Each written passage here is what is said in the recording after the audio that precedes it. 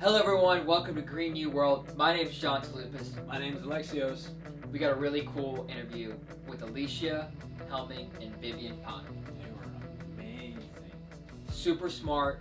They were working on this new Earth Index platform and helping promote sustainability in Greece. They're going to be one of the groundbreaking specialists helping Greece enter this new era. So we got it set up, 10 questions, tons of information, lots of facts to help you guys learn and then see where some of these entrepreneurs and visionaries are going to help build a sustainable future. Enjoy. Sustainable is sexy. That could be our motto. Yeah. Welcome to our world. Right there.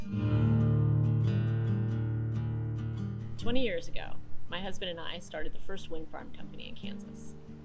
And that company grew to become the largest in the United States, Renewable Energy. And at the end of last year, it was sold to Enel Green Power, making it one of the largest in the world.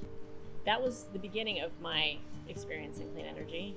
My husband and I have done many things on the forefront of clean energy. So we started a biofuels plant in our garage, and we built that to 10 million gallon plant facility and sold that. Then the other thing we did is we started one of the first small utility scale solar farms with farmers, where we helped them use land that they couldn't use for other purposes, to put solar farms on it to earn income that way. So it's been quite a journey. What brought us here to this moment, I had the idea with all those years of blooding my nose and learning all those hard lessons about what works and doesn't work, that we need a technology solution that can fix a lot of those bottlenecks. And so that's what we're doing with Earth Index now. We're trying to accelerate clean energy by bringing in multiple stakeholders, and the technology platform cannot be successful though without having a nonprofit element. And so that's where Vivian comes in. She's the executive director of Earth Fund, which is our nonprofit. So my experience basically is nothing like Alysia's. I was not in clean energy whatsoever. That was okay, not my we're here now. industry. Yeah, That's where we landed. Yes, Right. yes. Right.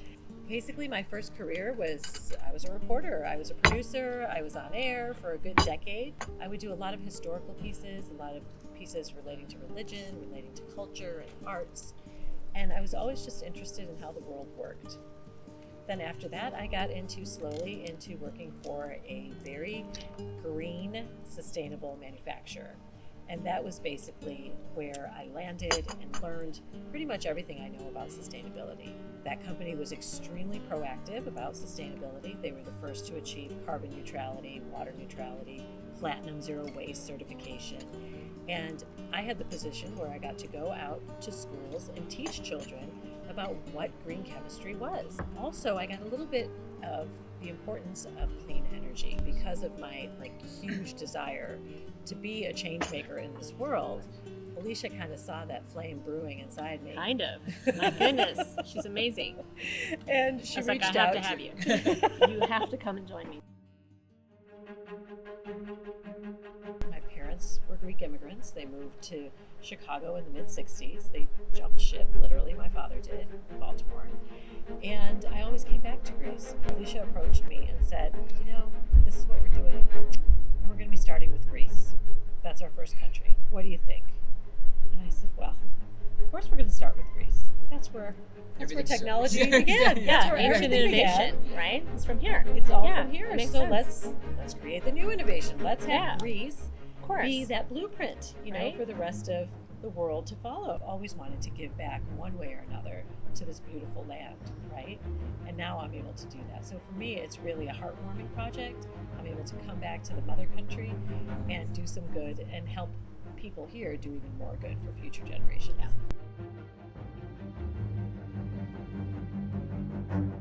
Okay, so I started the Earth Index platform in July of 2019.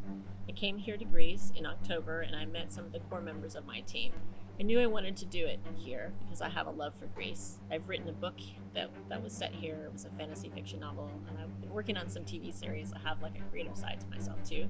I've been watching Vivian with her and all of her remarkable efforts at her company, and she's also very much aligned with the green Hollywood element. And we wanted to bring in, to what we're trying to do with this platform, we wanted to bring in a media spotlight to it. Media spotlight is really important because for a whole country solution to work, to look at something from the bird's eye and be able to zoom in to a specific problem and then fix that problem to make it go faster, you need to have all the stakeholders engaged. That means your government, all your nonprofits, pretty much everyone in the energy industry working together. I said, Alysia, we really need to partner with one of the larger global organizations that have already felt things out, that already have certain things to offer us, and then we could offer them the clean energy side. So here comes the relationship that I've had for over a decade with Global Green. And their CEO, William Bridge, is an amazing young man. He is a total change maker, visionary, and always on his signature he had the fist, and it would say, "Fight climate change." And that stuck with me, and I was like, yeah, we need to somehow fight climate change, but I really didn't know how when I first had met him. So I reached out to Bill, and I said, hey, Bill, do you have a minute for me? He's like, yes, let's do it, let's talk. So I shared our deck with him, and he said, oh my God, Vivian, oh my God, this is exactly what we need. What do you want from us? Carte blanche. What do you want from us? How can we help you? How can we do this together? So I reached out back to Alysia. I'm like, hey, Alysia, guess what? Global Green is interested. And from being interested, they've now decided that they'd like to absorb us. Yeah. And now we have a much larger voice.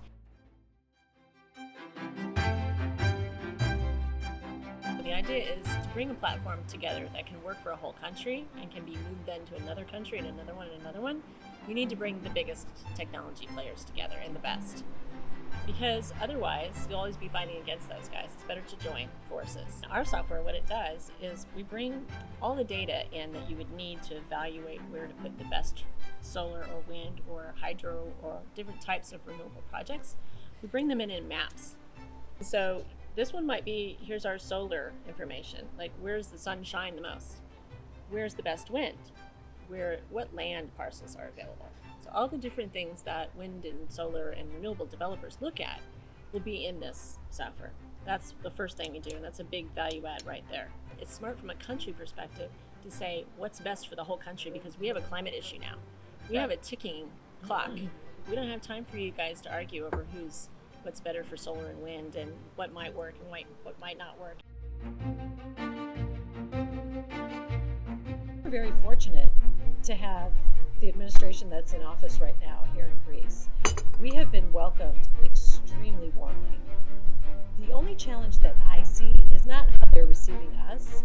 The only challenge I see is what infrastructure do they have in place to be able to take care of everything that we're asking and needing to have taken care of. So our obstacle is really the little lack of infrastructure, but that's not an obstacle, because the positive spin to that is that they recognize that they don't have the infrastructure, and they're willing to learn the tools, to get the tools, and to be given the tools to then put them in action themselves.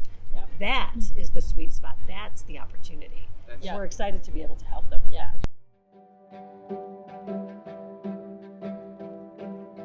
Whenever I hear, oh, let's just cut off the fossil fuels, just cut it off, don't support them, I'm not sure that's the right way. I think there needs to be a transition that happens. I think that we need to work with them, because a lot of the purchasers of the wind projects and the solar, the big ones, it's Shell, it's BP, it's oil, it's gas, right? We need them to make a transition. They need to make a transition. I belong to this organization known as the Sustainable Business Council. And it started out very, very small, and it grew rapidly as sustainability became more popular. And next thing you know, you've got Shell Oil sponsoring the big events. You've got all these oil companies, because they expanded. They realized that they needed to be more sustainable, because that's just the way the world was going, and that's what people were demanding. Right. So they have tremendous projects going on, and it's admirable to see that they've jumped on board and that they're doing things in a better, cleaner way.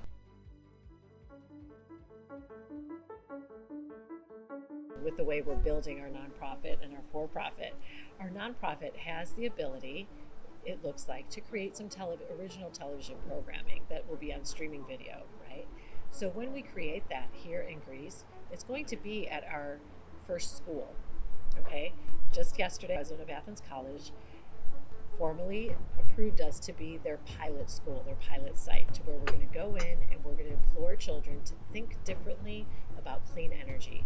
And we're going to bring them a curriculum. We're going to train their teachers. We're going to train the kids to say, okay, here's what's available today to make clean energy. What are you going to do to make it even better? What do you think should happen? Where should we get all the stuff that we need to build these wind turbines and whatever else is needed, right? Yeah. So we're going to implore these kids to think strategically and further into the depths of the Aegean, right? And to come up with the best solutions. Really what it comes down to is it's the human aspect of it. For us, every wind project or solar or whatever it is has to do with the people and the community rallying around making it happen. So in this case, if we can retrain and work, so we have an educational aspect in a school, but we also have an education aspect in retraining the local community around it, not just to accept the project, but also to work for the project. Because they're working and they're earning money on it, then it makes a big difference for them.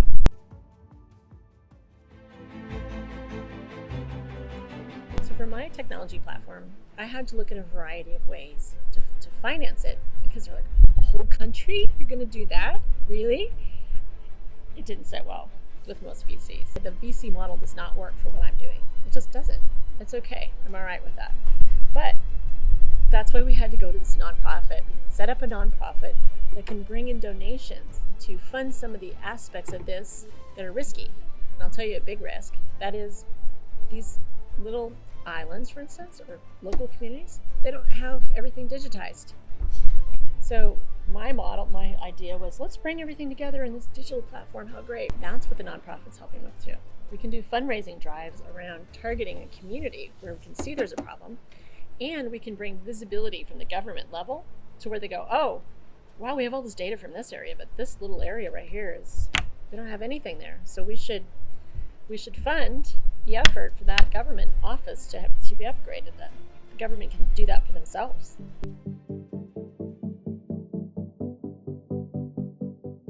To take a country to 100% clean energy, right now it's pretty much impossible. Everyone laughs. Like, you have professors going, oh, I know how to do it, blah, blah, blah, blah, right? But then in reality and practicality, you can't really do it, okay? Unless you upgrade the infrastructure, the power grid. Power grid is the key, really. So what you need to be able to do is upgrade the power grid and build new transmission to make it smart. Right now, most power goes one way, okay? For these renewable projects to work with their variability, because the wind blows sometimes it doesn't. When it doesn't, there's no power, right? So you need two-way power to go. What happens is these wind project developers end up paying for the two-way network connectivity to the big grid to build that into the local lines in order to make it happen. And that's why some of the profitability isn't as profitable, because they're actually helping to upgrade the power grid every time. They do. They have to build their own substation. They have to build their own two-way distribution network. So slowly, as we put more and more renewables on, it's actually helping the power grid. But the transmission network, the big one, which is what they're connecting to, is not being upgraded necessarily. And if you look at here in Greece, it's better for us because it's all one.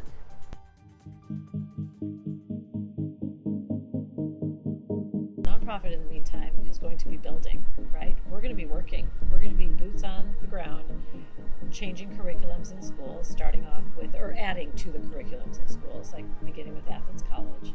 And so children will be more educated, the word will get out, they'll take on little projects, they'll serve as reporters, we're developing actual original programming which will air. And they're going to be following the projects, right? The Earth Index projects. Right. And serving as that voice so the rest of the community comes together and understands the significance, the importance, and how they too can be a part of the climate neutrality solution. Within 12 to 18 months, Earth Index is going to be rolling out to a beta form.